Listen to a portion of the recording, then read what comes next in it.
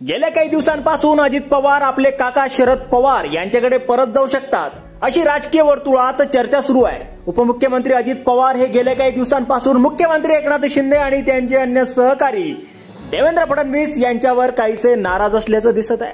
त्यामुळेच ते हळूहळू या दोघांना टाळू लागल्याचं दिसत आहे।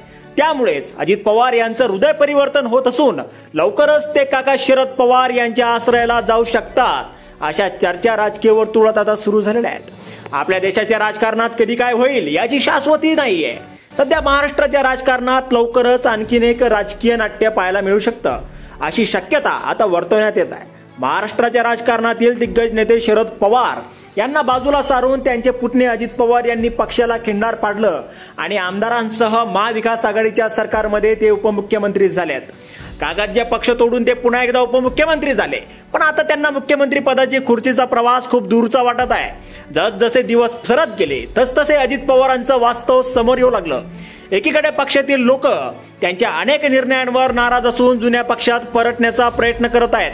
त्याचवेळी लाडकी बहीण योजनेच्या नावावरून शिंदे गट आणि अजित पवार गटातील मतभेद हेही चव्हाट्यावर आलेले आहेत। दोन्ही गटात अद्यापही शीतयुद्ध सुरू असल्याची चर्चा आहे। त्यामुळेच गुरुवारी मुंबईतील कोस्टल रोड ते वांद्रे वरळी सी लिंक या रस्त्याच्या उद्घाटनाच्या वेळी मुख्यमंत्री एकनाथ शिंदे आणि उपमुख्यमंत्री देवेंद्र फडणवीस यांच्यासोबत ते दिसले नाहीत। एकनाथ शिंदे आणि देवेंद्र फडणवीस या दोन्ही नेत्यांवर नाराज असल्याचं मानलं जात आहे। इतकंच नाही तर त्यांनी अमित शहांच्या कार्यक्रमापासूनही अंतर राखल्याचं दिसून आलंय।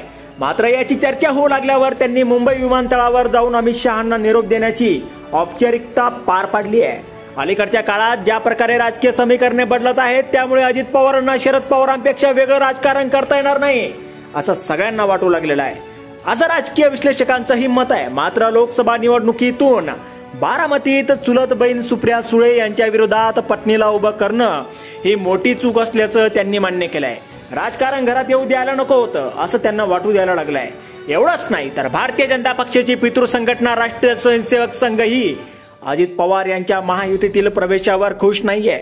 अजित पवार महायुतीतील सामील झाल्यामुळे महाराष्ट्र लोकसभा निवडणुकीत भारतीय जनता पक्षाचा फायदा झाला नाही, उलट मोठं नुकसान झालंय असा विश्वास त्यांनी व्यक्त केला। अशा परिस्थितीत अजित पवार विधानसभेतही पक्षासोबत राहिले तर पक्षाचं मोठं नुकसान होऊ शकते।